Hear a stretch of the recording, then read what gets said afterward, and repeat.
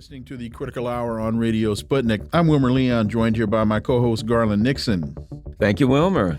Consortium News has a piece by Vijay Prashad. The people of Niger want to shatter resignation. Most countries of the Sahel had been under French rule for almost a century before they emerged from direct colonialism in 1960, only to slip into a neo-colonial structure that largely remains in place today. Each time the people of the Sahel rise, they have been struck down.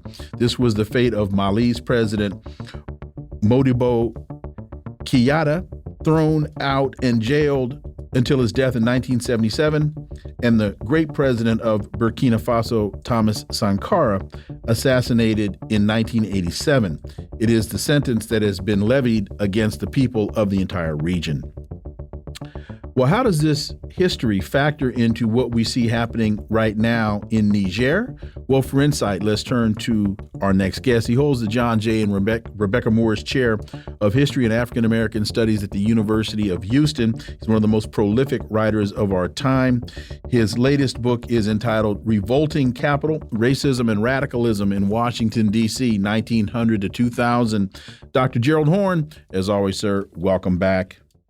Thank you for inviting me. So Vijay continues, now Niger is once again moving in a direction that France and other Western countries do not like. They want neighboring African countries to send in their militaries to bring, quote unquote, order to Niger. To explain what is happening in Niger and across the Sahel, Tricontinental Institute for Social Research and the International People's Assembly presented a red alert. No military intervention against Niger. What makes up the remainder of this newsletter can be downloaded. You just need to go to Vijay's article in Consortium News. Dr. Gerald Horne, your thoughts on this piece by Vijay Prashad? Well, it's typically insightful. I would add a few footnotes. For example, it's not only Thomas Sankara in Burkina Faso or Modibo Keïta in Mali. Recall what befell Kwame Nkrumah in Ghana, where he was overthrown as a direct result of a U.S.-sponsored coup. Interestingly enough, a former NAACP official, Franklin Williams, was then ambassador in Accra at that particular moment. Recall the attempt repeatedly to overthrow Sékou Touré in neighboring Guinea-Conakry.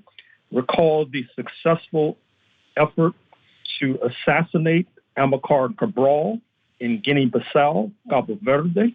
Recall that those were former Portuguese colonies, and just before independence, the Lisbon authorities were able to assassinate him. Recall what happened in what is now the Democratic Republic of the Congo some 60-odd years ago, when Patrice Lumumba, the founding father, was assassinated. In fact, Larry Devlin, the then head of the CIA branch in Congo, confessed openly in a memoir that he was involved in the killing of Patrice Lumumba. Now, this is a matter of public record. What happens, of course, is that when you have successful efforts to assassinate or otherwise destabilize leaders who are interested in redistributing the wealth, that oftentimes creates an ideological vacuum. What happens as a result is that oftentimes the only institution that is able to fill the political vacuum is the military. And so therefore, after Nkrumah's killing, you saw the rise of Flight Lieutenant Jerry J. Rawlings, who pulled off a coup and ruled the West African nation for a number of years. We saw that after the assassination of Patrice Lumumba, the vacuum was filled by the kleptocrat, Mobutu Sese Seko, or otherwise known as Joseph Mobutu.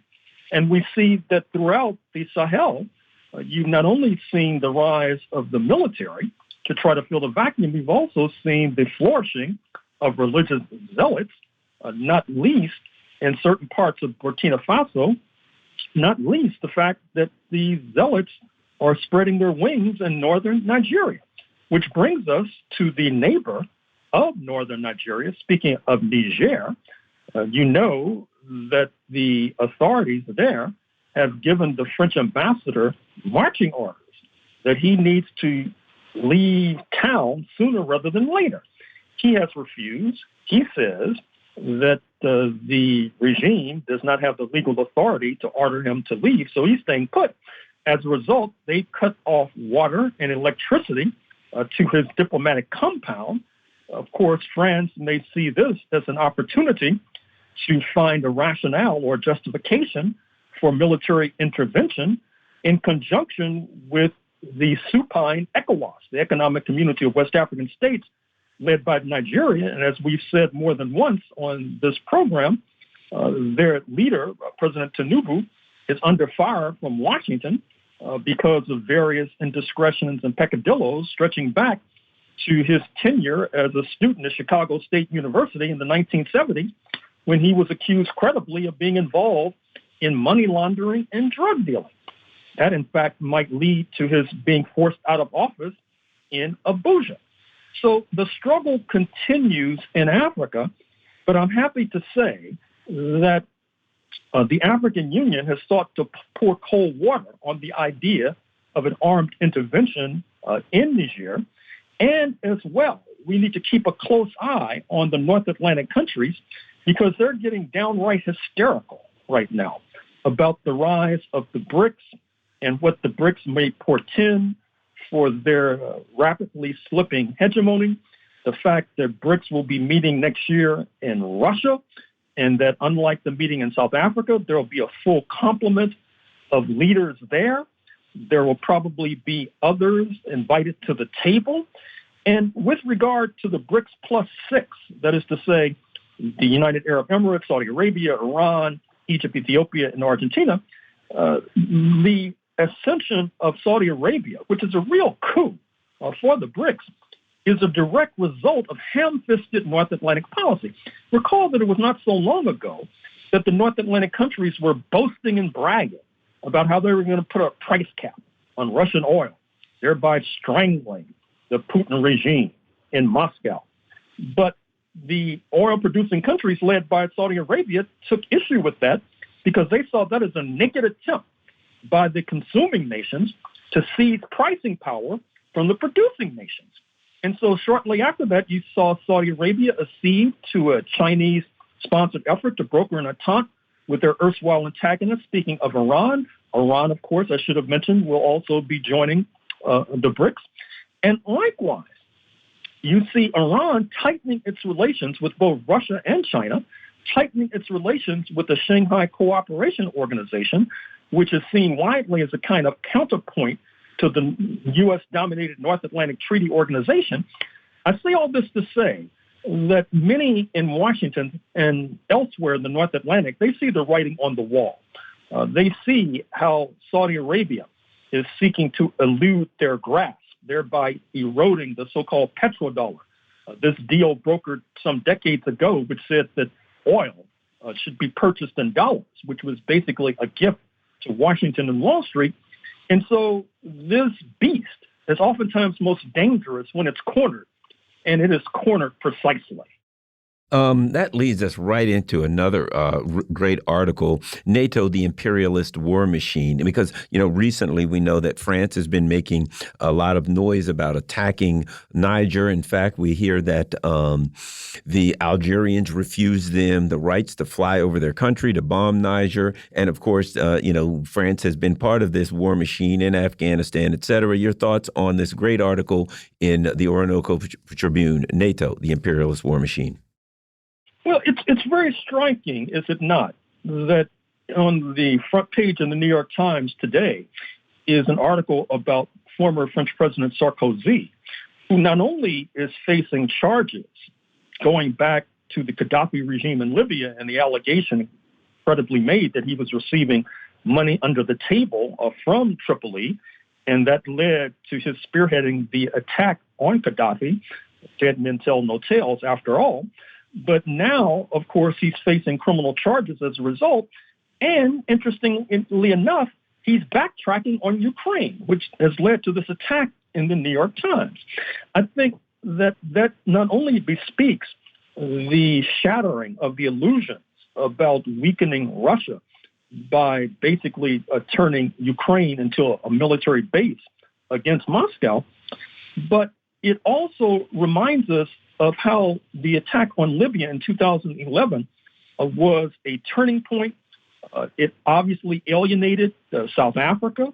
You can draw a straight line from 2011 to the BRICS summit in Johannesburg in 2023. And speaking of hysteria, France really needs to be put on some sort of mental health watch, because not only is it having to joust with Washington in terms of maintaining its neo-colonial empire in the Sahel. Note that as the French ambassador is being forced out, a U.S. ambassador has arrived. There were raucous demonstrations at the French military base in Niger, no such demonstration at the U.S. base in Niger.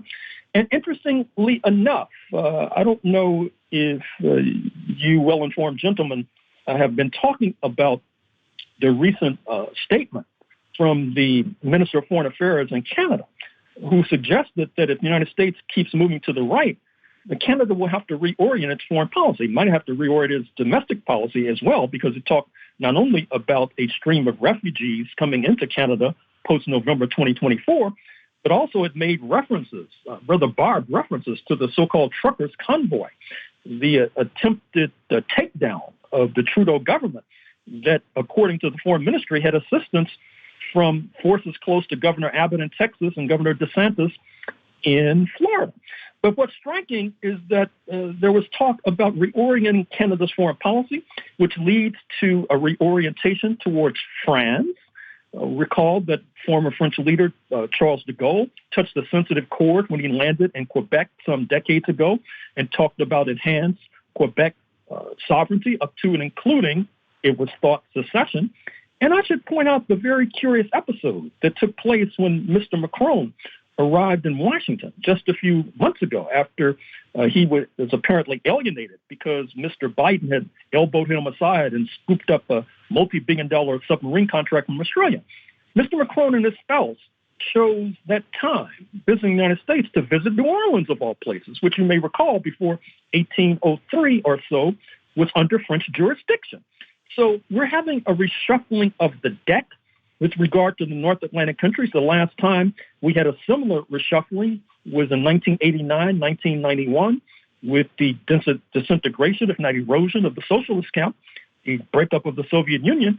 However, the worm has turned, and we may be facing a similar catastrophe, if you like, in the North Atlantic bloc.